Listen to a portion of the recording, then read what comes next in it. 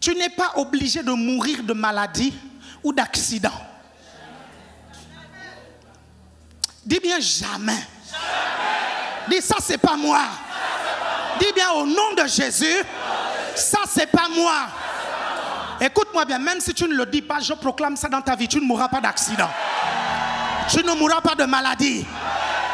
Ce n'est pas la volonté de Dieu que tu puisses mourir d'atroces souffrances. Ce n'est pas la volonté de Dieu. Et tu peux refuser cela. Vous savez, le Seigneur Jésus a dit, il te sera fait selon ta foi. La qualité de ta vie aujourd'hui dépend du niveau de ta foi et de comment tu l'as dessinée par la foi. Quelqu'un m'a suivi ici? Vous êtes là? Quelqu'un est là? Tu n'es pas obligé de mourir de maladie. Enoch n'est pas mort de maladie. Élie n'est pas mort de maladie. Regardez la mort des patriarches. J'ai tellement étudié cette question, j'ai vu comment Abraham est mort. La Bible dit qu'il a eu une heureuse vieillesse. Regardez comment Jacob est mort. La Bible dit qu'il a eu aussi une heureuse vieillesse. Regardez comment Isaac est mort. Et la Bible dit comme Isaac, nous sommes héritiers de la promesse. Est-ce que quelqu'un me suit ici? Tu es là. Tu es là. Kenneth Hagin n'est pas mort de maladie. Charles Capps n'est pas mort de maladie. Papa Giraud, en France, c'est lui qui a mené le réveil au Gabon et dans beaucoup de pays. Il n'est pas mort de maladie. J'ai discuté avec Papa Giraud jusqu'à la fin de sa vie. J'ai parlé avec lui. Le monsieur était capable une fois, je veux l'inviter chez moi, dans notre église, et je lui programme 3 sessions. Il me dit, quoi? Le monsieur a près de 85 et quelques. Je lui programme 3 sessions. Il dit, quoi? Je ne vais pas me déplacer rien que pour 3 sessions. Il dit, mets-moi des sessions tous les soirs, du lundi au dimanche. Je dis, papa, tu vas tenir? Il dit, mon pauvre petit, si tu ne peux pas tenir, moi je vais tenir.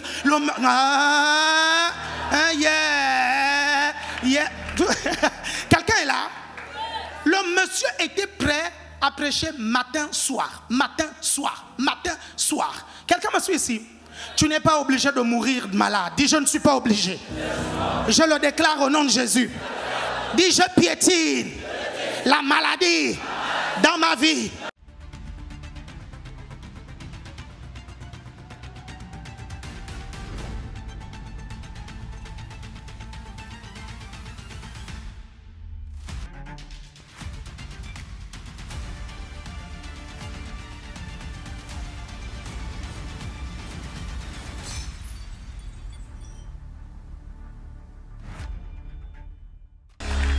Amen. Asseyez-toi dans la présence merveilleuse de Dieu. On va écouter la parole de Dieu. Merci les chantres. Asseyez-vous dans la présence merveilleuse de Dieu. J'apprécie vraiment être ici. Amen. Et j'apprécie tout l'amour que vous me manifestez, tout l'amour que mon ami, mon frère, le pasteur Raoul Wafo m'adresse. Amen. Gloire à Dieu. Je tiens à apprécier aussi ici la présence d'un ami maintenant de longue date, le bishop Alexandre Amazou. Acclame le Seigneur pour le bishop.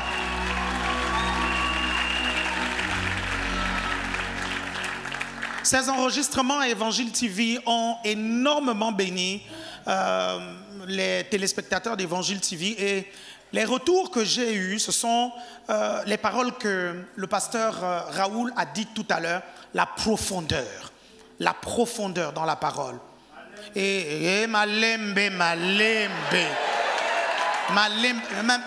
mais ce soir on va accélérer. Si tu veux qu'on accélère, accélère-moi ça. Non, hier j'ai dit malembe, mais ce soir on va accélérer. Amen. Et la profondeur dans la parole, vous sentez quelqu'un qui bâtit pour le long terme. Et un jour on était à Paris, il m'a dit, tu sais apôtre, il faut qu'après notre départ, ce que nous avons construit continue à avancer. Amen. Amen. Gloire à Dieu. J'aimerais qu'on puisse encore acclamer le Seigneur pour le bishop. Gloire à Dieu. Gloire au Seigneur. Mais mes premières semaines dans mon amitié avec le pasteur Raoul Wafo,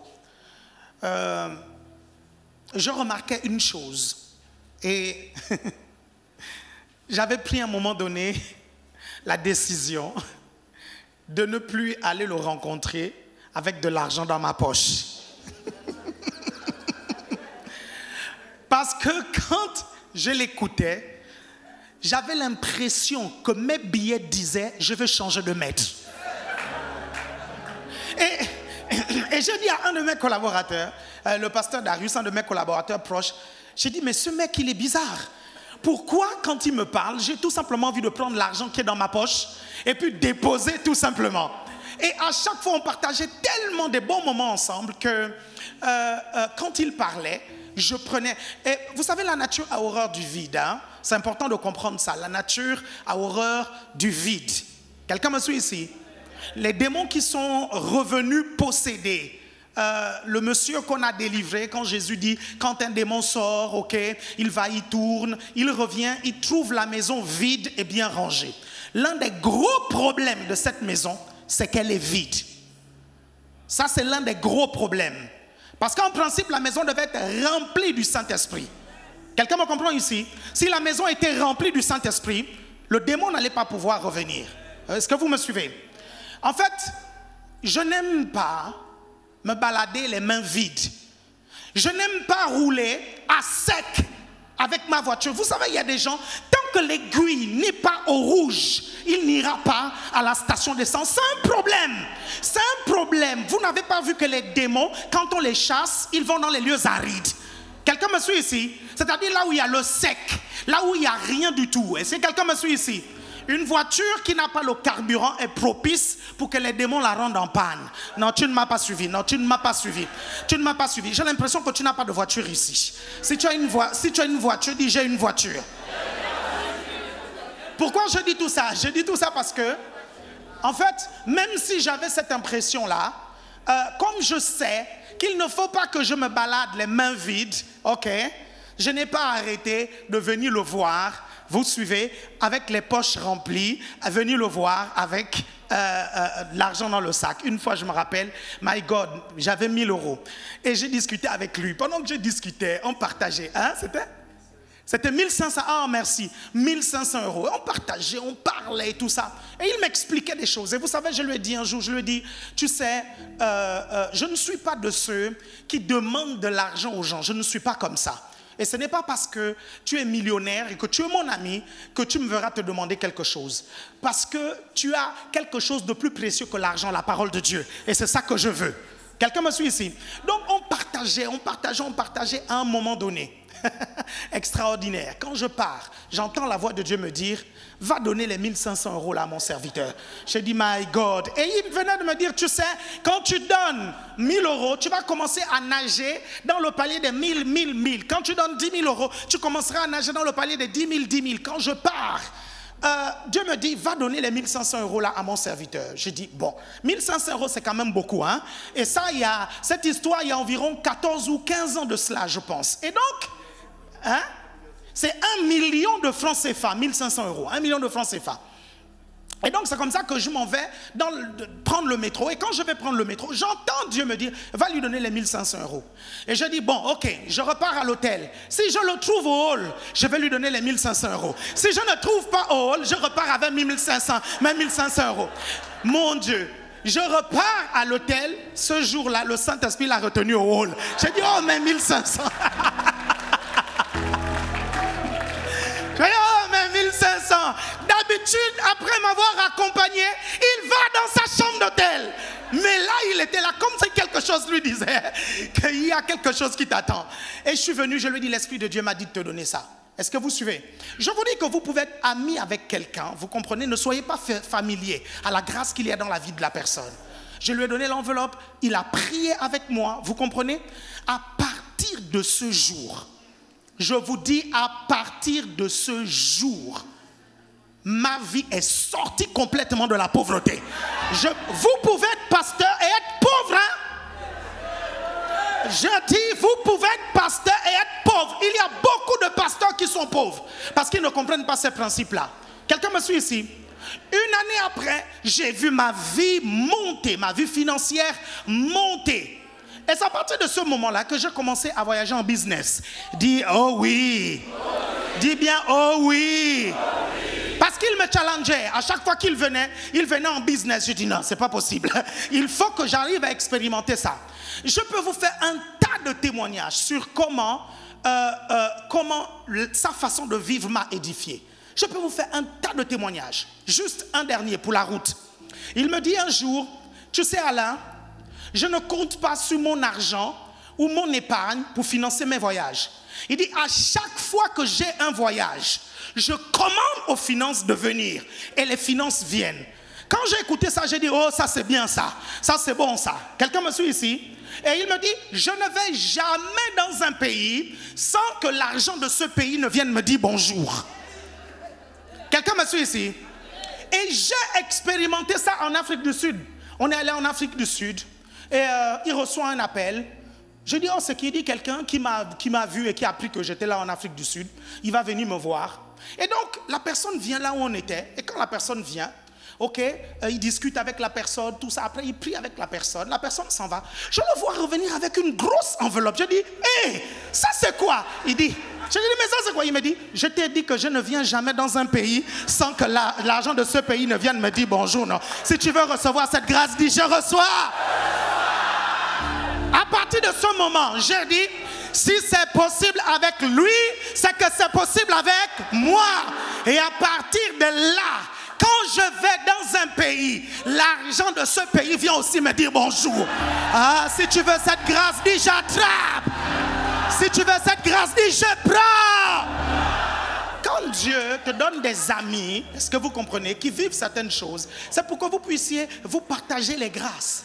Est-ce que vous comprenez? Ça ne sert à rien d'être jaloux. Je vous dis, ça ne sert à rien. Ça ne sert à rien. Je vous garantis, ça ne vous amènera nulle part. Quelqu'un me suit ici? Il faut juste être inspiré et lui dire, comment tu fais? Comment tu as fait ceci? Comment tu as fait cela? Et quand il te dit, tu appliques, tu vois juste ta vie progresser. Amen. Amen. J'aimerais qu'on puisse célébrer la grâce de Dieu dans mon ami, le révérend Raoul Wafo, avec sa merveilleuse épouse, Maman Daniel. Alléluia. Amen. Ok, hier, je vous ai promis de parler sur la guérison divine et la gloire de Dieu.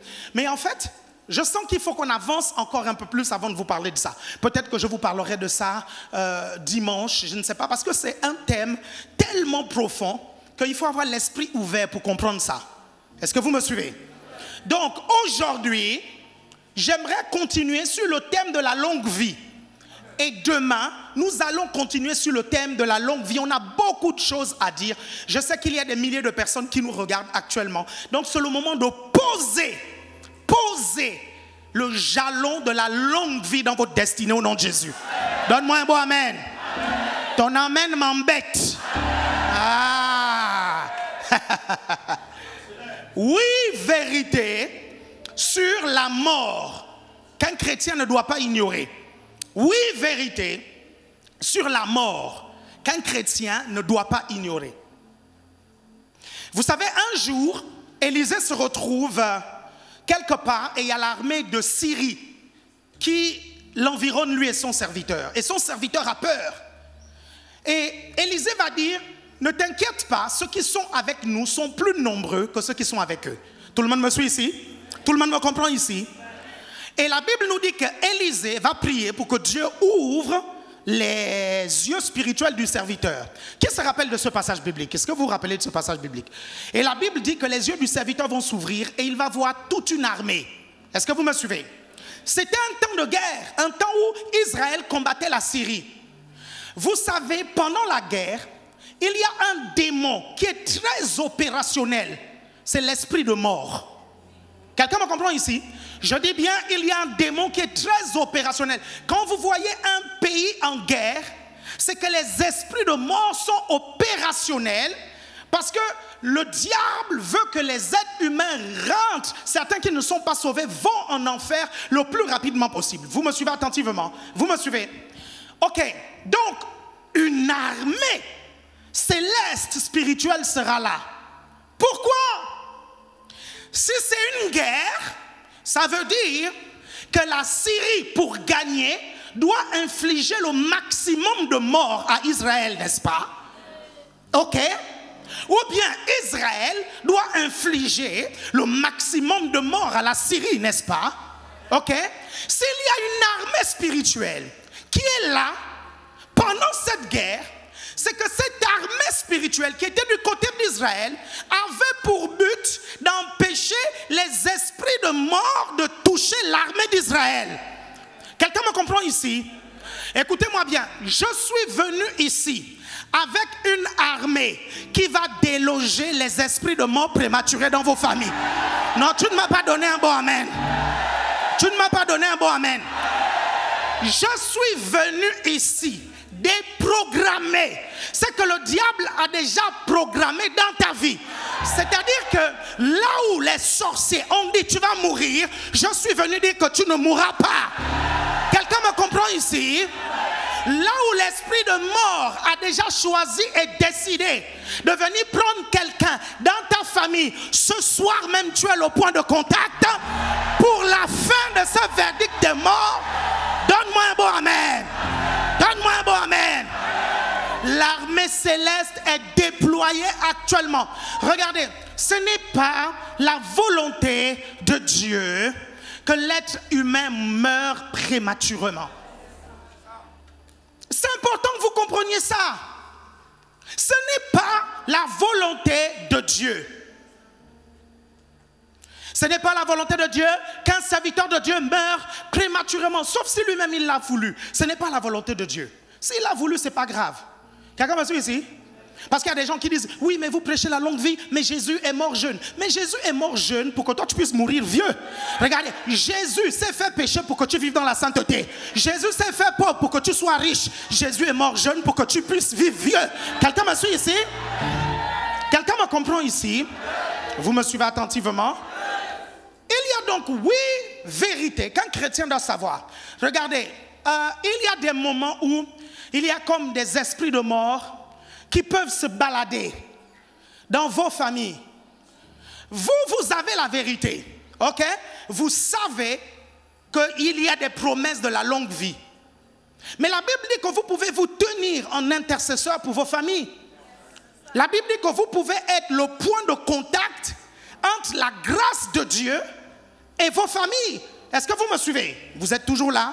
Vous êtes toujours là? Regardez, un jour, j'ai commencé à faire une série de rêves. J'ai fait peut-être 1 ou 2 semaines comme ça. Des rêves, des personnes qui mouraient dans ma famille, qui mouraient autour de moi. Et je ne comprenais pas pourquoi. Et à un moment donné, les rêves se sont répétés. Et ça m'a vraiment dérangé. Ok? C'est important de faire attention aux rêves. Hein. Quand vous avez des rêves, faites très attention parce que Dieu peut parler dans les rêves. Parce que parfois, les rêves vont nous montrer une activité spirituelle. Est-ce que vous me suivez? Et c'est comme ça que je vais appeler ma soeur. J'ai une soeur qui est au Gabon et elle est pasteur aussi. Et je l'ai appelée, je lui ai dit, c'est bizarre, je suis en train de faire des rêves, des personnes qui meurent dans la famille. J'aimerais qu'on puisse prier ensemble pour stopper ça. Et on va couvrir la famille avec le sang de Jésus. On va repousser les esprits de mort. Quelqu'un me comprend ici? Il dit on va repousser. Je dis on va couvrir. Si ce n'est pas dans la famille, ok, on va couvrir même dans l'église et dans les ministères ACER. Parce que ça peut arriver, je pense que certains d'entre vous aussi, parfois vous êtes comme ça. Vous allez faire un rêve que quelqu'un meurt, ok. Ce n'est pas la personne qui meurt, c'est quelqu'un d'autre qui meurt. Qui a déjà fait ce genre de rêve-là aussi. Voilà, vous voyez, et moi c'est parfois ce genre de rêve-là. Et je dis souvent à Dieu, mais Seigneur, montre-moi exactement c'est qui. Mais quand c'est pas comme ça, vous savez, la Bible dit, nous prophétisons en partie. Hein. Quand c'est pas comme ça, qu'est-ce que je fais? Je couvre tout l'environnement. Et ma soeur et moi, on a commencé à prier. On a commencé à prier, prier. On a couvert toute la famille du sang de Jésus. On a commencé à repousser l'esprit de mort. On a prié pour les sœurs. On a prié pour les tantes. On a prié pour les cousins. On a prié pour tout le monde. Et on est allé maintenant dans les ministères ACER. On a prié pour les ministères ACER. On a prié pour les pasteurs. On a prié pour les brebis. On a repoussé l'esprit de mort. On a dit on ne veut aucun mort cette année. On a prié. À la fin, on a senti que c'était fait. Ok? Quelques jours plus tard, on a appris que quelqu'un est mort. La personne n'était pas de notre famille. La personne n'était pas des ministères ACER. Mais la mort de cette personne a affecté beaucoup de personnes. Et je me suis juste rendu compte que ma soeur et moi, nous n'avons pas couvert jusque là-bas dans la prière. Parce que je ne suis pas responsable de tout le monde. Je suis responsable de ma famille, je suis responsable de mes églises, je suis responsable des personnes qui sont en contact avec moi. Tu es avec moi? Est-ce que tu es avec moi? Si tu es avec moi, bouge tes pieds, bouge tes pieds, bouge tes pieds, bouge tes pieds, bouge tes pieds, bouge tes pieds. Ne dors pas, bouge tes pieds. Est-ce que vous me suivez? Écoutez, vous pouvez couvrir votre famille pour que ce genre de choses ne se produisent pas. Vous êtes là? Est-ce que quelqu'un est là? Quelqu'un est là? Quelqu'un est là? Ok. Première vérité sur la mort. Première vérité. Première vérité. Vous prenez Philippiens chapitre 1. Est-ce qu'on peut donner le micro, s'il vous plaît, à mon fils spirituel, le pasteur Yvon qui est là? Ok. Vous prenez Philippiens chapitre 1, du verset 21 au verset 26. Ok? On y va.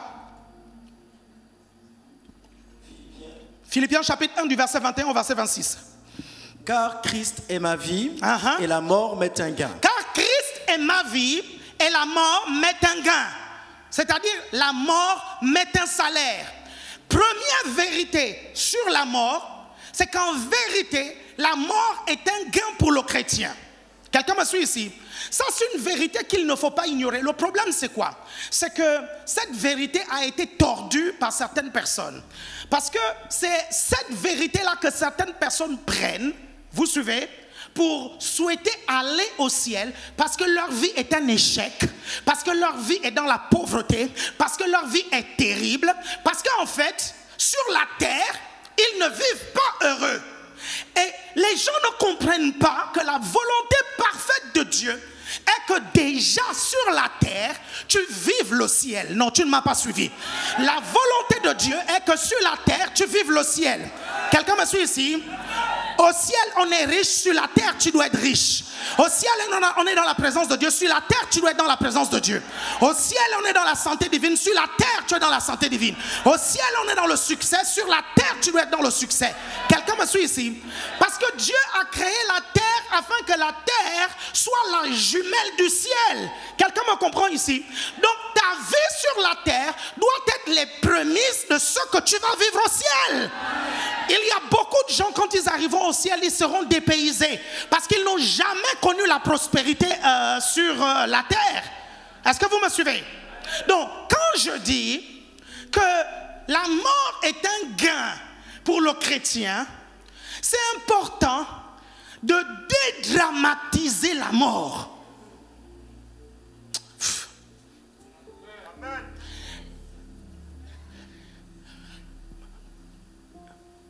En haut, c'est mieux qu'ici. Vous me suivez?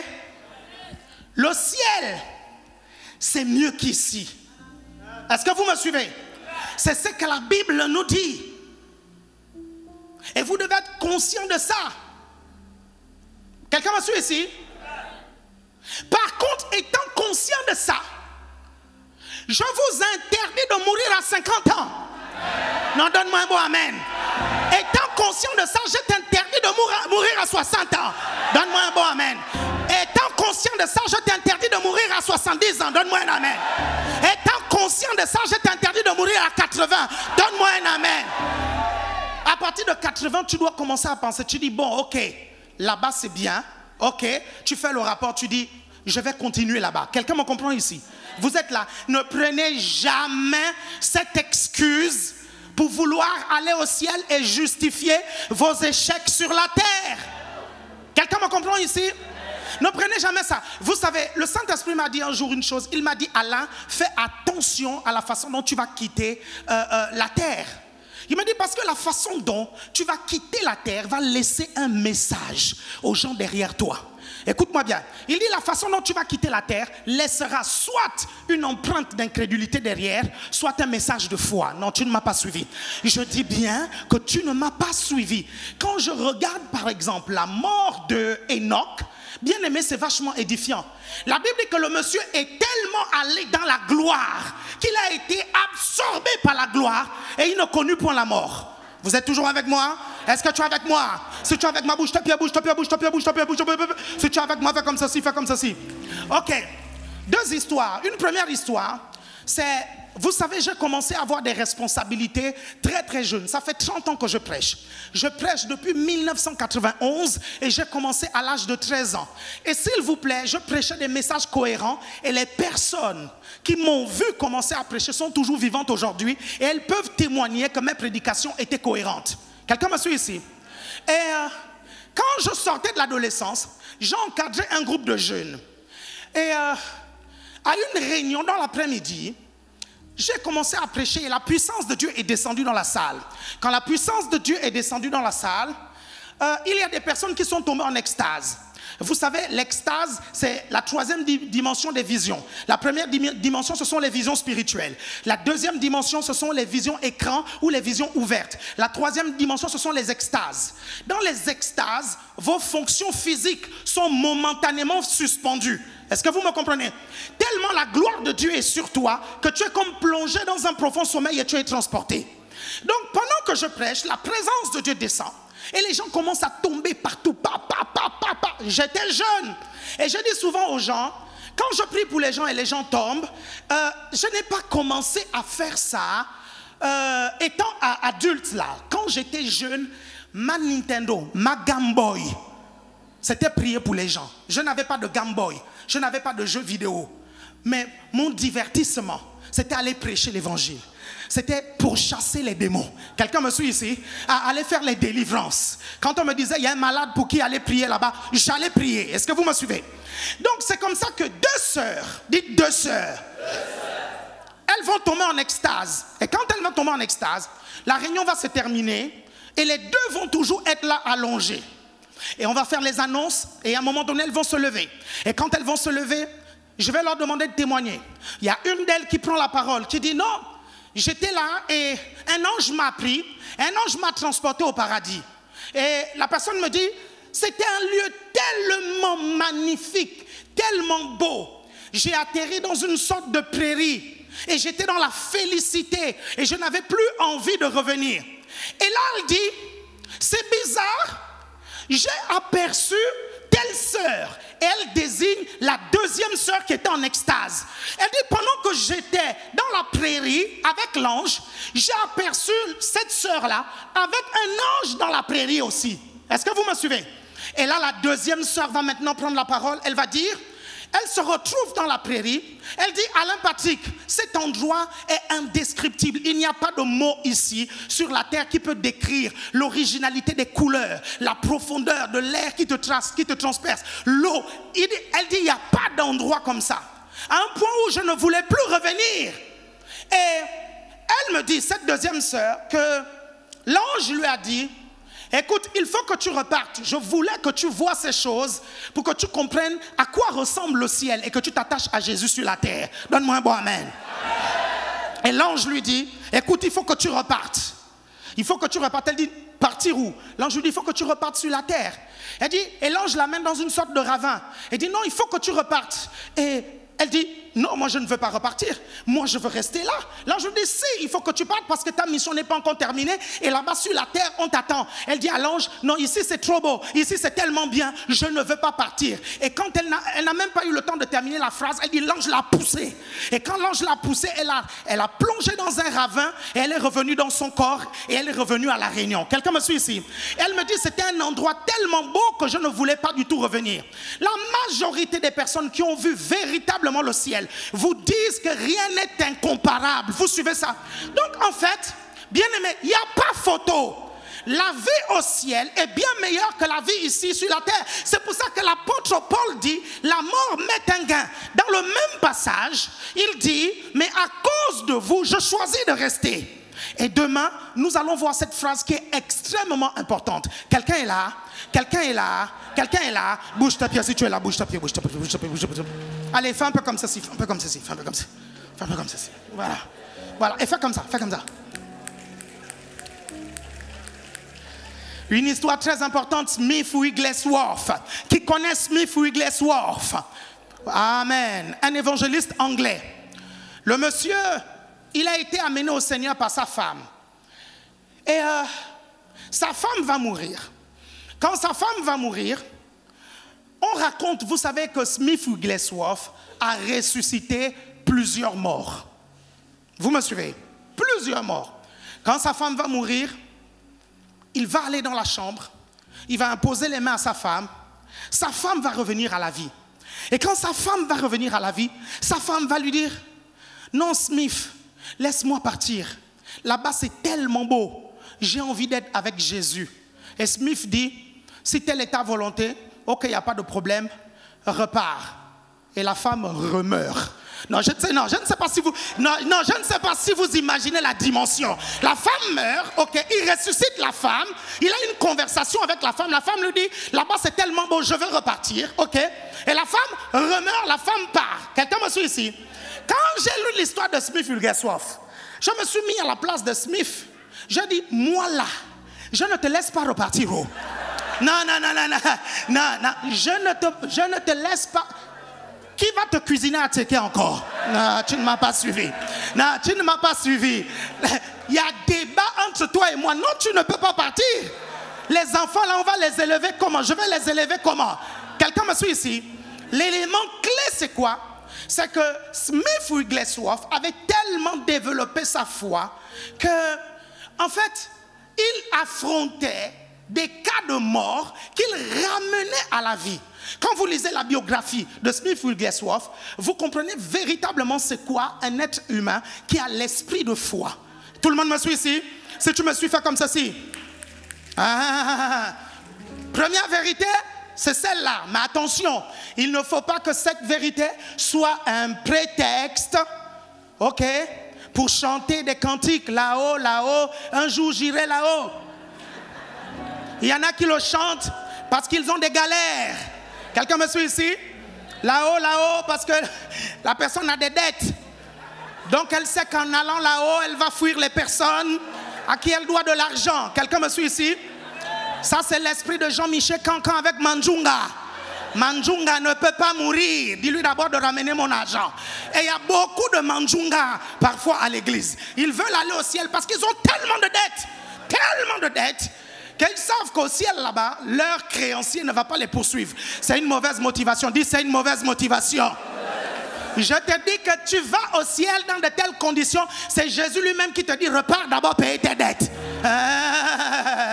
Quelqu'un est là? Si tu es là, fais comme ceci. C'est trop bizarre. Depuis que je parle des dettes, c'est trop calme ici. Et vous êtes suspect. Non, vous êtes suspect. C'est trop calme ici. C'est trop calme ici. Vous êtes suspect. Si vous devez de l'argent aux gens, j'appelle des virements surnaturels dans vos vies. Au nom de Jésus-Christ. La grâce qui coule dans cet hôtel vous atteint au nom de... Je te dis que demain, tu vas payer toutes tes dettes. J'avais 40 000 euros de dettes. En moins d'une année, je les ai tous écoulés. Si tu veux saisir, dis j'attrape. Si c'est toi, dis c'est moi. Tu ne voudras pas aller au ciel parce que tu fuis tes créanciers. Au contraire, tu les payeras d'abord tous. Donne-moi un bon amen. Deuxième vérité importante. Deuxième vérité importante. La mort est un ennemi vaincu. La mort est un ennemi vaincu. Dites amen. Regardez rapidement, vous prenez 1 Corinthiens, chapitre 15, à partir du verset 25, on va lire. Vous êtes toujours là? On y va. 1 Corinthiens 15, 25. Car il faut qu'il règne jusqu'à ce qu'il ait mis tous les ennemis sous ses pieds. Le dernier ennemi qui sera détruit, c'est la mort. Très bien. Tu prends maintenant 1 Corinthiens chapitre 15, le verset 55. 1 Corinthiens 15, 55. Ô mort, où est ta victoire? Ô mort, où est ton aiguillon? L'aiguillon de la mort, c'est le péché. Et la puissance du péché, c'est la loi. Si l'aiguillon de la mort, c'est le péché, et que le péché a été crucifié à la croix de Golgotha, ça veut dire qu'à la croix, Jésus a vaincu la mort. Non, vous ne me suivez pas. À la croix, Jésus a vaincu la mort. Et la Bible dit que lorsque Christ a été crucifié à la croix, nous avons été crucifiés avec lui. Quand Christ est revenu d'entre les morts, nous sommes revenus avec lui. Quelqu'un me suit ici?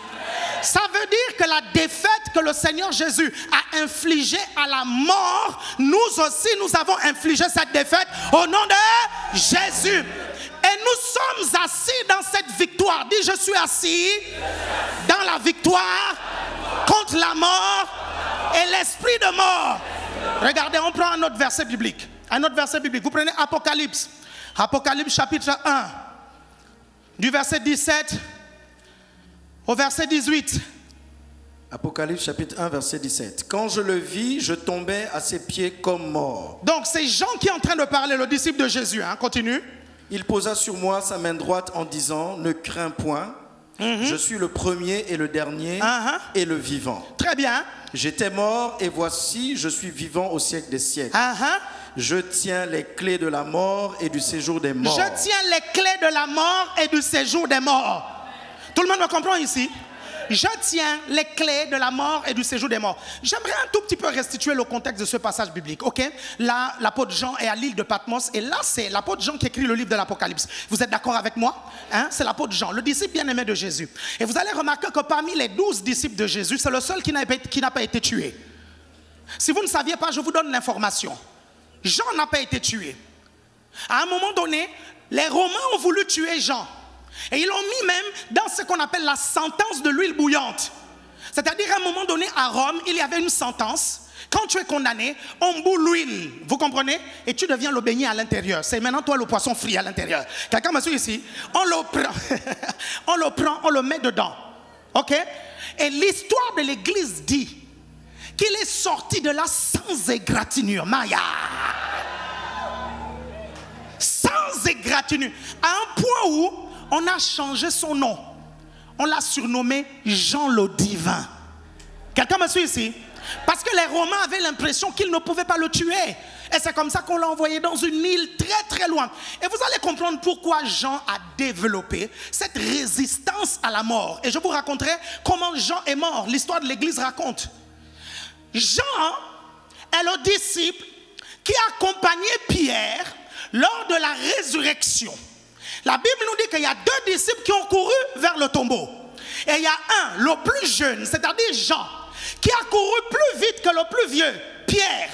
Le problème c'est quoi? C'est que Jean il court vite, il arrive devant le tombeau, il s'arrête devant le tombeau, il ne rentre pas. Pourquoi il ne rentre pas? Jean est jeune, il a un rapport avec la mort qui est bizarre, il a peur de la mort. Donc quand il arrive devant le tombeau, il se dit si je rentre là-bas, il peut y avoir un revenant. Quelqu'un me suit ici? Donc il ne rentre pas, il attend Pierre. Ok? Pierre vient, Pierre rentre. Jean avait un rapport particulier à la mort et une certaine conception de la mort. C'est pour ça que quand Jésus lui apparaît, la première révélation que Jésus lui donne, c'est je détiens les clés de la mort et du séjour des morts. Quelqu'un me suit ici? Est-ce que quelqu'un ici a des clés? Est-ce que quelqu'un ici a des clés? S'il vous plaît, prêtez-moi vos clés. Prêtez-moi vos clés rapidement, rapidement. Rapidamente. Ok, je vais prendre celle-là. Ok? J'ai les clés ici. Ok? Si je vous dis que je tiens les clés de la mort et du séjour des morts, est-ce que je tiens les clés avec la bouche? Est-ce que je tiens les clés avec les oreilles? Est-ce que j'ai mis les clés dans les narines? Jésus qui est la tête dit qu'il tient les clés de la mort et du séjour des morts. Quelqu'un me suit ici? Et nous qui sommes le corps, et c'est la main qui est dans le corps qui tient les clés. Ça veut dire que l'église a les clés. Dis j'ai les clés. Dis j'ai les clés. Dis elles sont dans mes mains. J'ai les clés de la mort et du séjour des morts. Je le déclare au nom de Jésus. C'est pourquoi toute mort prématurée dans ma famille est annulée. Toute mort prématurée dans mon quartier est annulée. Toute mort prématurée dans mon église est annulée. Toute mort prématurée dans mon travail est annulée parce que j'ai les clés, j'ai les clés, j'ai les clés. Donne-moi un bon amen. Assieds-toi quelques instants. Je vous dis, cet enseignement va rallonger votre espérance de vie. Quelqu'un me comprend ici? Beaucoup d'entre vous, vous allez vivre tellement longtemps que vous aurez l'impression que la mort vous a oublié. Non, tu ne m'as pas suivi. Non, tu ne m'as... Non, je crois que si c'est toi, dis ça, c'est moi. Dis ça, c'est moi. Écoute-moi bien. Tu vivras en bonne santé au nom de Jésus. Tu vivras longtemps riche au nom de Jésus. Tu vivras longtemps dans la crainte de Dieu au nom de Jésus. Tu vivras longtemps dans un ministère puissant au nom de Jésus. Ah, si tu es un pasteur, je déclare quand même à 85, tu continueras à prêcher. Si tu es un homme de Dieu, je déclare quand même à 90, tu auras encore l'énergie. Si c'est toi, dis c'est moi. Je vais vous montrer les versets bibliques. Je vais vous montrer les versets, ne vous inquiétez pas. Smith Wigglesworth. Encore lui, dis encore lui. Il avait un voisin qui était très méchant. Il y en a qui rigolent déjà parce qu'ils savent c'est quoi les voisins méchants. Chacun d'entre nous, on a toujours un voisin très méchant. On le soupçonne même de sorcellerie. Tellement méchant qu'il a empoisonné ton chien. Smith Wigglesworth avait un voisin très méchant. Il était vraiment mauvais. Et Smith Wigglesworth prêchait souvent l'évangile à ce voisin. Et le voisin ne voulait pas accepter Jésus. Le voisin l'envoyait bouler, l'envoyait balader. Ok? Et un jour, Smith est au travail. Et la femme de Smith vient le voir et lui dit, Smith. Et le voisin s'appelait Lazare. Non, c'est vrai. Dans la biographie de Smith, le voisin s'appelait vraiment Lazare. Et la femme de Smith vient le voir, Smith. Lazare est mort. Smith laisse tout son matériel et il part. Quand il part, la femme de Smith connaissait le gars. Et la femme de Smith savait que quand Smith se levait là, il partait réprimander l'esprit de mort. Et donc il se lève et il se dirige. La femme lui dit, non, ne fais pas ça, Smith. Il avance, il dit, non, Smith, ne fais pas ça. Il s'arrête, il dit, quand il était vivant, je ne pouvais rien faire pour lui. Maintenant qu'il est mort, il ne pourra pas bouder. Donc là, je peux faire quelque chose. Smith, ça c'est la vie à laquelle Dieu t'appelle. Il arrive dans la pièce où il y a le mort. Ok? Il dit au mort, au nom de Jésus, lève-toi. Le mort ne se lève pas, il soulève le mort. Il le cogne au mur. Il dit, Lazare, lève-toi. Lazare ne se réveille pas. Il dit, Lazare, il gifle, papa. Il dit, Lazare, lève-toi. Lazare se réveille. Il fait faire à Lazare la prière de repentance le jour-là même. Lazare accepte Jésus. Ce type de puissance et d'autorité, Dieu va te l'accorder au nom de Jésus. Je vois un esprit de foi, alléluia, être répandu dans cette pièce. Je te garantis que quand tu vas t'approcher d'un endroit, la mort va te fuir. Je dis bien que la mort va te fuir. Si c'est toi, dis ça, c'est moi.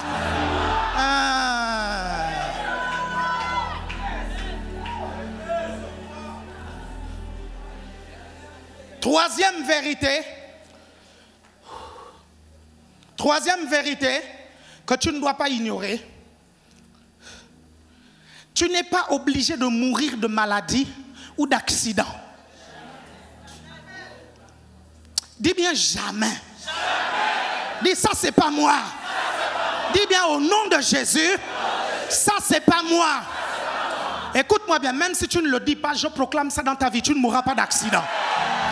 Tu ne mourras pas de maladie. Ce n'est pas la volonté de Dieu que tu puisses mourir d'atroces souffrances. Ce n'est pas la volonté de Dieu. Et tu peux refuser cela. Vous savez, le Seigneur Jésus a dit, il te sera fait selon ta foi.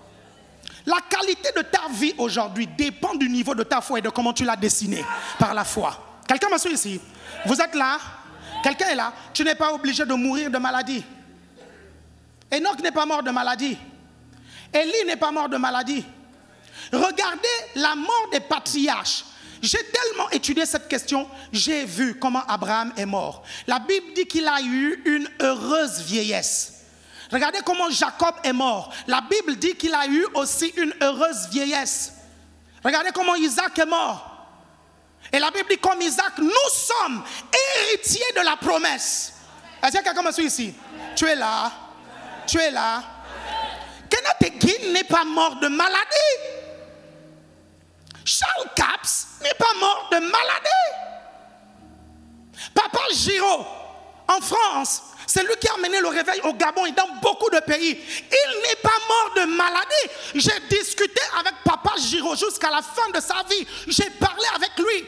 Le monsieur était capable une fois, je veux l'inviter chez moi, dans notre église, et je lui programme 3 sessions. Il me dit, quoi? Le monsieur a près de 85 et quelques. Je lui programme 3 sessions. Il dit, quoi?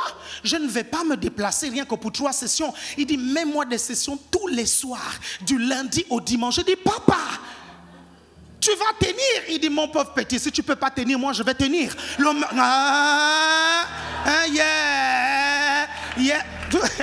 Quelqu'un est là? Le monsieur était prêt à prêcher matin, soir, matin, soir, matin, soir. Quelqu'un me suit ici? Tu n'es pas obligé de mourir de malade. Dis, je ne suis pas obligé. Je le déclare au nom de Jésus.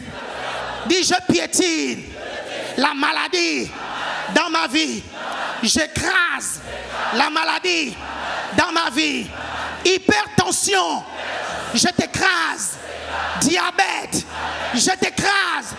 Cancer, je t'écrase. Trépas, je t'écrase. Au nom de Jésus, je piétine la maladie. Quelqu'un est là? Quelqu'un est là? Et pendant que je suis en train de parler, je vois des personnes qui sont en train d'être guéries maintenant. Je dis bien que je vois des personnes qui sont en train d'être guéries maintenant. 4e vérité. My God, my God, my God, my God, my God. 4e vérité. Le chrétien ne meurt pas, il dort. Dis aïe. Le chrétien ne meurt pas, il dort. Regardez le langage de l'apôtre Paul. 1 Thessaloniciens chapitre 4, verset 13 et verset 14. 1 Thessaloniciens chapitre 4, 13 et 14. Nous ne voulons pas, frères, que vous soyez dans l'ignorance au sujet de ceux qui dorment, afin que vous ne vous affligiez pas comme les autres qui n'ont point d'espérance. Très bien, il dit au sujet de ceux qui dorment. Parce que quand tu vis dans l'esprit de foi, c'est pour ça que hier, je vous ai parlé de l'esprit de foi. Parce que vous ne pouvez pas comprendre ces choses-là si vous ne comprenez pas le mystère de la foi. Quelqu'un me comprend ici? Même quand je parle de longue vie, c'est par la foi que tu vas vivre longtemps. Ok? Et la foi se libère en déclarant. C'est pour ça qu'un chrétien doit vivre dans la déclaration de la parole. Quelqu'un me comprend ici? Écoute-moi bien, si tu ne déclares pas, quelqu'un d'autre viendra déclarer à ta place. Et ce n'est pas garanti qu'il vienne dire des bonnes choses. Non, tu ne m'as pas suivi. Regardez, vous pouvez laisser un terrain vierge. Hein? Le terrain est vierge. Vous ne plantez rien, mais la mauvaise herbe pousse. Hein? Comment la mauvaise herbe pousse? Donc, ce n'est pas parce que tu ne dis rien que tu penses que ta vie sera rose. C'est justement parce que tu ne dis rien que ta vie devient pire. Tu dois déclarer. C'est pour ça que le matin, quand tu te lèves, tu dis, je déclare la santé divine au nom de Jésus. Le matin, quand tu te lèves, tu dis, je déclare la longue vie au nom de Jésus. Le matin, quand tu te lèves, tu dis, je déclare la prospérité au nom de... Au nom de... Ton amen m'embête. Au nom de... Pourquoi le chrétien ne meurt pas, il dort? Parce que celui qui est mort, ok, il y a une finalité. Mais celui qui dort, on peut le réveiller. Quelqu'un me comprend ici? Non, regardez, c'est important que vous compreniez pourquoi l'apôtre Paul parle ce langage. Et l'apôtre Paul parle exactement le même langage que Jésus. Ok? On vient annoncer à Jésus que son meilleur ami Lazare est mort. Ok? Il dit non, Lazare n'est pas mort. Il dort. Lazare était bel et bien mort selon la science médicale. Ça faisait 4 jours, vous comprenez, qu'il était mort. Et la Bible nous dit qu'il sentait déjà mauvais. Quelqu'un me comprend ici? Mais voici le Seigneur Jésus qui dit, Lazare n'est pas mort, Lazare dort. Pourquoi il le dit? Parce que quand tu es rempli d'un esprit de foi, tu as un langage. Les choses que les gens disent mortes, toi tu dis elles dorment. Non, tu ne m'as pas suivi. Tu ne m'as pas suivi. Quand tu as la foi et que les gens disent que ton entreprise est morte, toi tu dis non, elle dort. Quand tu as la foi et qu'on te dit que ton sein maternel est mort, tu dis non, il n'est pas mort, il dort. Quelqu'un me suit ici? Quand tu as la foi et on te dit cet organe ne va plus jamais fonctionner, tu dis non, il n'est pas mort, il dort. Non, tu ne m'as pas suivi. Tu ne m'as pas suivi.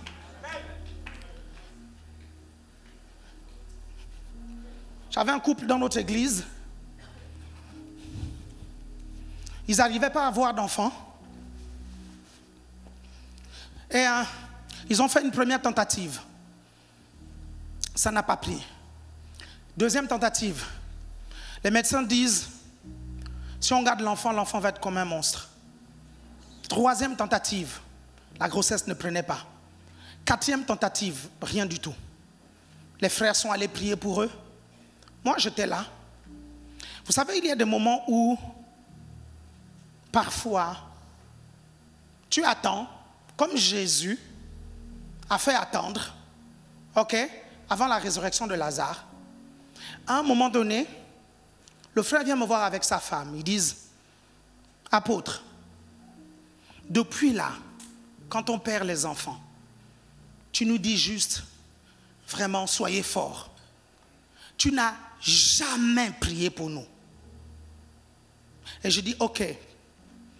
Donc, tu crois que si je prie pour toi, l'année prochaine, à la même période, tu auras un enfant?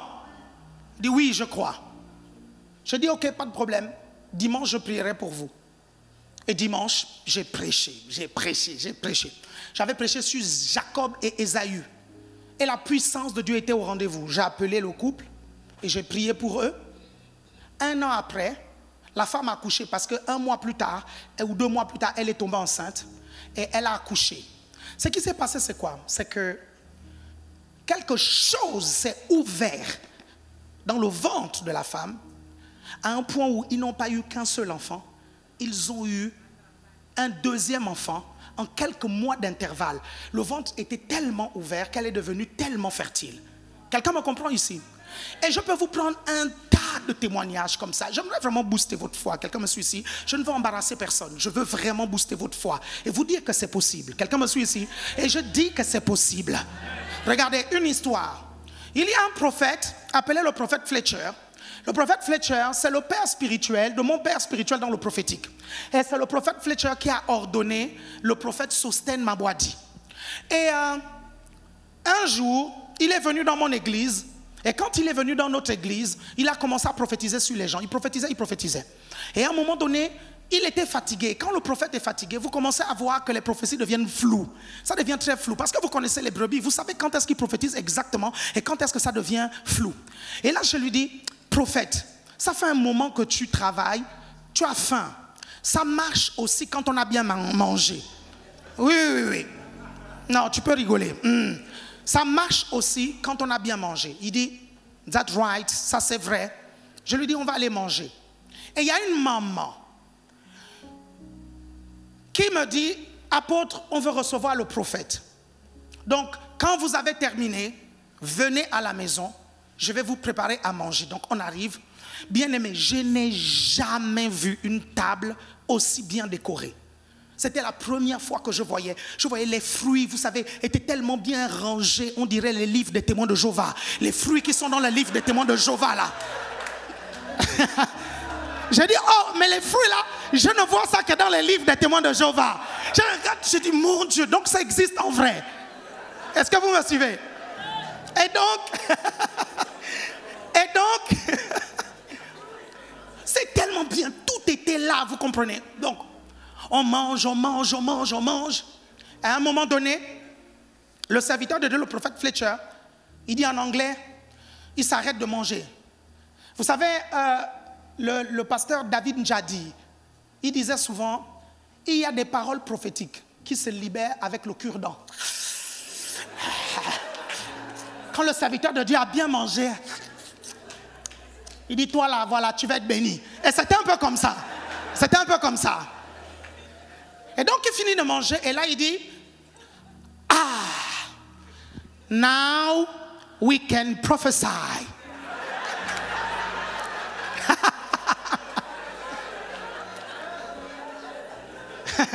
Je l'ai vécu. Le pasteur Yvon est là, il peut vous rendre témoignage. On a vécu ça en live. Et là, il commence à prophétiser. Il prophétise sur les gens, il arrive chez une maman. Il dit, l'année prochaine, il lui dit, Depuis combien de temps vous n'avez pas réussi à avoir un enfant? Le mari et la femme se regardent. C'est souvent des sujets très embarrassants, vous comprenez? Ils se regardent, c'est très glacé. Mais le mari dit, ça fait 7 ans. Et l'homme de Dieu dit, l'année prochaine, à la même période, vous allez me présenter un enfant. Les gens qui étaient là savaient que la maman là n'avait plus de trompe. Je dis bien, elle n'avait plus de... Il n'y avait plus de trompe. Hein? Donc les gens ont commencé à se regarder. Comment ça va se faire? Comment? Il dit, si je suis un serviteur de Dieu, l'année prochaine, à la même période, tu vas me présenter un enfant. Quelqu'un me suit ici? Ok, il libère la prophétie. L'année d'après, je l'invite. Vous savez, le serviteur de Dieu prophétise sur beaucoup de choses. Hein? Ok? Et après, tu passes. L'année d'après, mon téléphone sonne. C'était une maman d'une autre église. Elle était pasteur dans une autre église. Elle m'appelle, elle me dit, papa, est-ce que je peux voir le prophète? J'ai dit, qu'est-ce qui se passe, maman? L'année dernière, il m'a prophétisé. Il a dit que cette année, j'allais lui présenter un bébé. Eh bien, je suis tombée enceinte, j'ai accouché, je veux lui présenter le bébé. Donne-moi un bon amen. Donne-moi un bon amen. Donne-moi un bon amen. S'il y a quelqu'un dans ta famille ou si toi-même tu es dans cette difficulté, je déclare au nom de Jésus que ça s'ouvre. Je dis bien ça s'ouvre. Je dis bien ça s'ouvre. Tu ne m'as pas donné un bon amen. Donne-moi un bon amen. Ils ont appelé l'enfant Jérémie. Vous êtes là? Cinquième vérité. Cinquième, tu as le choix de vivre longtemps. Tu as le choix de vivre longtemps. L'une des choses que le Seigneur nous a redonnées par sa mort sur la croix, c'est la capacité de choisir. Il nous a redonné la capacité de choisir, de vivre une meilleure vie. Moi, je crois que la vie que tu vis aujourd'hui, c'est le fruit de tes choix ou le fruit de ton choix. Peut-être que tu es dans une situation où tu n'es pas à l'origine, mais rester dedans, c'est de ta faute. Je te le dis, écoute-moi bien, ça peut peut-être te défier, mais je t'assure que la maturité commence quand tu prends tes responsabilités. Tu commences quand tu dis non, je peux m'en sortir et tu vas t'en sortir. C'est ton choix. Quelqu'un me suit ici? Je dis bien c'est ton choix. Dis c'est mon choix. Ça, c'est ce que j'aime avec le christianisme. La Bible dit que si tu dis à cette montagne, déplace-toi de là, jette-toi dans la mer, et si tu crois dans ton cœur, pourquoi il nous donne la foi? Il nous donne la foi, c'est pour que notre volonté, notre choix soit revêtu de puissance. Quand tu as la foi, tu peux choisir de vivre. Quand tu as la foi, tu peux choisir d'être guéri. Quand tu as la foi, tu peux choisir de vivre dans la prospérité. Quelqu'un me comprend ici? C'est une question de choix. Dis, je choisis la vie. Je choisis le succès. Tu peux refuser la pauvreté. Dis, je refuse. Tu peux refuser l'échec. Dis, je refuse. Tu peux refuser la souffrance. Dis, je refuse. Non, dis bien, je refuse, je refuse. Dis bien, je refuse, je refuse. Dis à ton voisin, regarde-moi bien, la souffrance c'est fini. La souffrance c'est fini. Tu peux refuser la maladie. Dis, je refuse. Tu peux refuser la mort prématurée. Dis, je refuse. S'il y a des élèves ici, tu peux refuser des 9 sur 20. Dis, je refuse. Tu peux tolérer des 12 sur 20. Dis, je tolère. Tu peux appeler des 15 sur 20. Dis, j'appelle. Tu peux avoir des 18 sur 20. Dis, j'ai les 18. Tu peux avoir des 20 sur 20. Dis, j'ai les 20 sur 20. Tu peux avoir des 21 sur 20. Dis, je les ai. Au nom de Jésus. 21 sur 20. Élèves dépassant parfois les professeurs. Quelqu'un est là? Quelqu'un est là? J'étais pasteur et pauvre. Le cycle de pauvreté dans ma famille se reproduisait dans ma vie. J'ai dit non. Quelqu'un me suit ici? Et Dieu a commencé à me bénir. J'avais des petites églises. Elles n'arrivaient jamais à dépasser 250 membres. Quand je bâtissais une église, l'église plafonnait à 250. Quand on voulait dépasser les 250, ça retombait à 150. J'ai dit, je refuse. Quelqu'un me comprend ici? La Bible dit que les foules accompagnaient Jésus. Les foules vont m'accompagner au nom de Jésus. Quelqu'un me comprend ici? La Bible dit que l'apôtre Pierre a gagné 3000 âmes. Je gagne des milliers d'âmes au nom de Jésus. La Bible dit qu'à la deuxième campagne d'évangélisation, il a gagné 5000 âmes. Je dis, je gagne des milliers d'âmes au nom de Jésus. J'ai refusé. J'avais 4 églises, mais ces églises n'arrivaient pas à dépasser les 250 membres. J'ai dit, j'ai le choix. Je ne vais pas admirer les méga church chez les autres. Quelqu'un me suit ici? J'ai dit, j'aurai aussi des méga church. Quelqu'un me suit ici? Et après le Covid, en l'espace de 3 ans, toutes nos églises se sont multipliées par 5. L'église de Paris est quittée de 150 membres à 2000 personnes. Écoutez-moi bien. Écoutez-moi bien. Toutes les persécutions que vous voyez sur TikTok me concernant, c'est rien qu'à cause de cette croissance-là. Écoutez-moi bien. Il n'y a aucune salle que je prends à Paris que je ne peux pas remplir. Parce que j'ai refusé. J'ai dit que les foules me suivent. Et je dis que les foules te suivent. Au nom de Jésus. Je vois des fils et des filles qui viennent nombreux. Au nom de Jésus. Quelqu'un me suit ici? J'ai fait le choix. Et j'ai commencé à expérimenter la croissance de l'église. Je me suis dit, je suis désolé. Je ne suis pas venu sur la terre pour accompagner les autres. Je ne suis pas venu lire les histoires des autres. Je vais écrire une histoire que les gens vont lire. Et ça, c'est toi au nom de Jésus. Quelqu'un me suit ici? J'ai dit, moi aussi, je vais écrire des livres sur la croissance de l'église. Moi aussi, je vais écrire des livres sur la prospérité. Moi aussi, je vais écrire des livres sur comment faire des fils et des filles. J'ai fait le choix. Dis, je fais le choix. Dis bien, je fais le choix. Dis bien, je fais le choix. Au nom de Jésus. Tu es là. La Bible dit, dans Proverbes chapitre 18, à partir du verset 20. On y va. Proverbe 18, à partir du verset 20 jusqu'au verset 22. Bouge tes pieds, bouge tes pieds, bouge tes pieds, bouge tes pieds. Ne sois pas fatigué. Ne sois pas fatigué. Proverbe 18, à partir du verset 20. C'est du fruit de sa bouche que l'homme rassasie son corps. C'est du produit de ses lèvres qu'il se rassasie. La mort et la vie sont au pouvoir de la langue. Quiconque l'aime en mangera les fruits. La mort et la vie sont au pouvoir de la langue. Donc tout est sur la langue. Dis, tout est sur ma langue. Au nom de Jésus. 6e vérité. La 6e vérité est connectée avec la 7e vérité. La 6e vérité, Dieu peut te révéler la date de ton départ. La 7e vérité, tu peux prier pour que ce soit rallongé. Non, vous ne m'avez pas suivi. Vous ne m'avez pas suivi. Dieu peut te révéler la date de ton départ. Tu peux prier pour que ce soit rallongé. Vous êtes toujours là?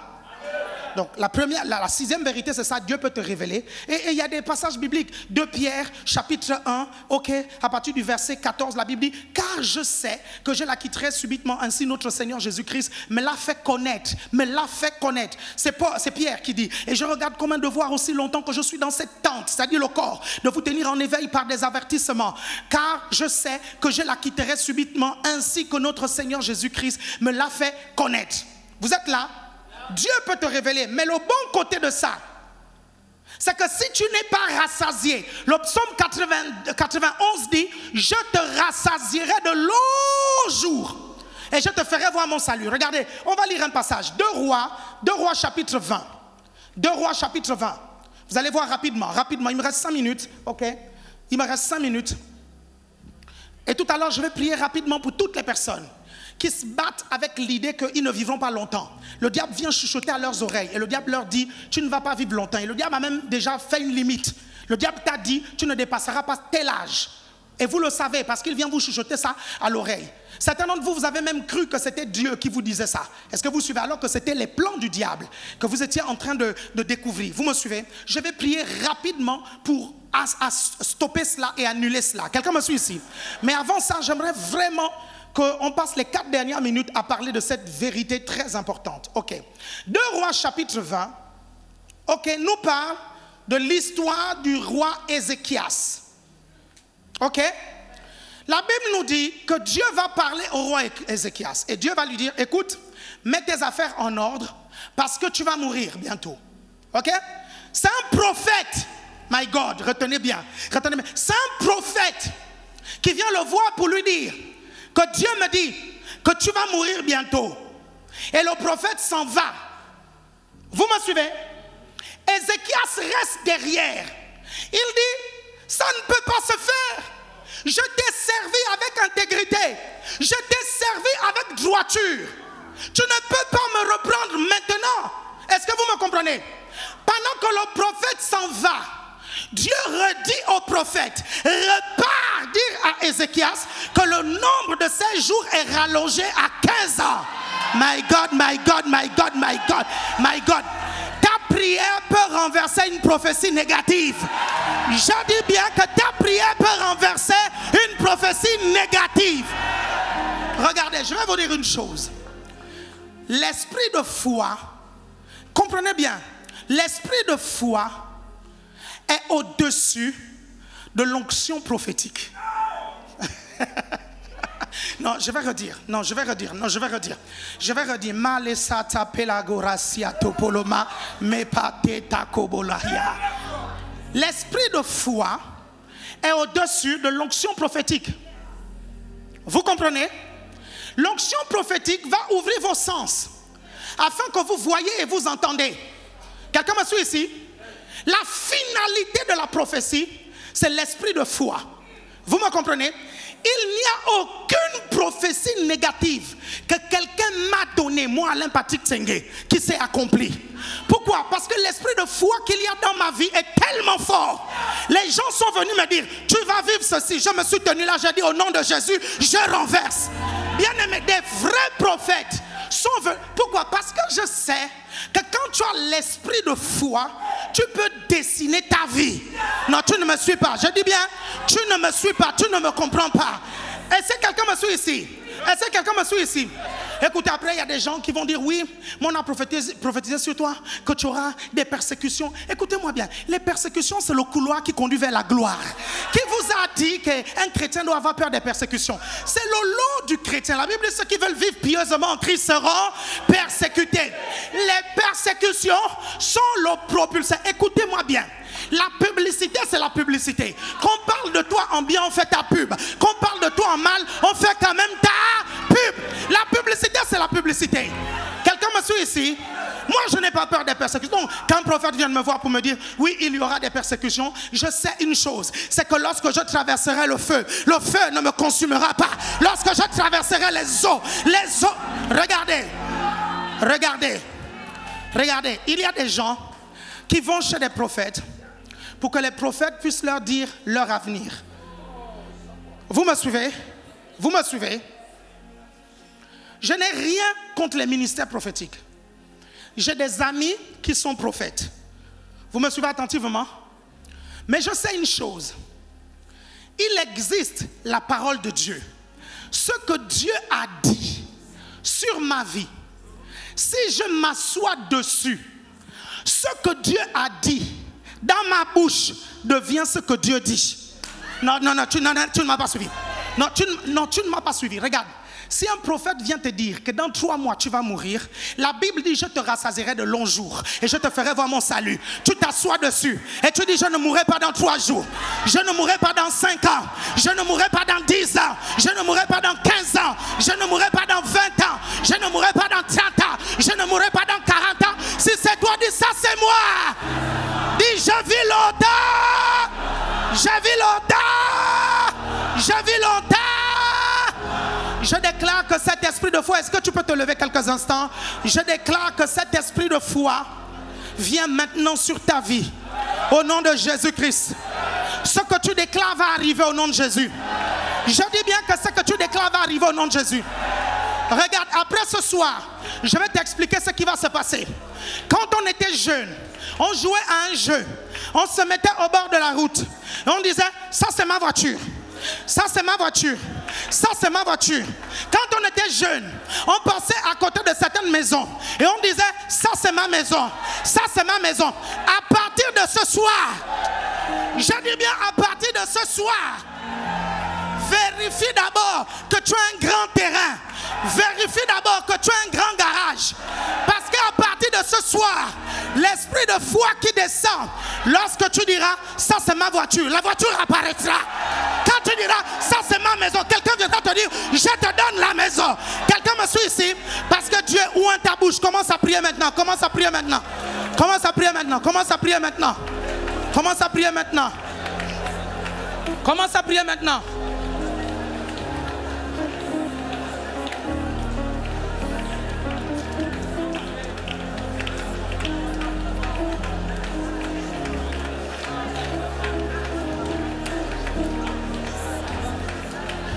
On va faire ça rapidement. Écoutez-moi bien, on va faire ça rapidement. C'est très important. Ce que je vous dis est grave. Même des serviteurs de Dieu ont été tués en entendant cette voix-là. Leur dit, tu vas mourir tant. Quelqu'un me suit ici? Vous me suivez attentivement? Pourquoi j'ai nuancé tout à l'heure? Quand je dis, vous pouvez connaître la date de votre départ. Pourquoi j'ai nuancé en disant, si ça ne te satisfait pas, tu peux rajouter. Pour que tu ne tombes pas dans le piège du diable. Parce qu'en sachant ça, Satan peut venir te dire, dans tant de temps, tu vas mourir. Quelqu'un me suit ici? C'est pour ça que j'ai nuancé. Tu as entendu ou tu as ressenti à plusieurs reprises que tu n'allais pas vivre longtemps. Là où tu es, j'aimerais que tu lèves tout simplement ta main. Je vais prier rapidement pour toi. Je vais prier rapidement pour toi. Demain et les autres jours, on aura le temps de prier pour les malades. Je vais prendre autorité maintenant. Seigneur, je libère l'armée céleste maintenant.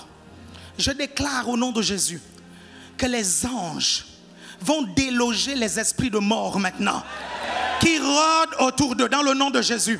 Je mets une haie de protection dans leur vie au nom de Jésus. Je prophétise et déclare au nom de Jésus qu'ils ne mourront pas. Je prophétise et déclare au nom de Jésus qu'ils vivront longtemps. Je prophétise et déclare au nom de Jésus qu'ils seront en bonne santé. Je prophétise et déclare au nom de Jésus que tout plan de Satan de détruire leur vie échoue maintenant. Au nom de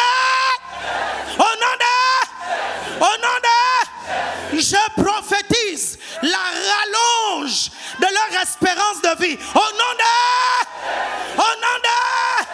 Je prophétise que quiconque veut porter atteinte à leur vie échoue au nom de... Reçois-le au nom de Jésus-Christ. Quelqu'un acclame le Seigneur. Merci beaucoup. À demain. Amen, amen. Continue d'acclamer le Seigneur. Amen. Bien, récemment, nous avons reçu...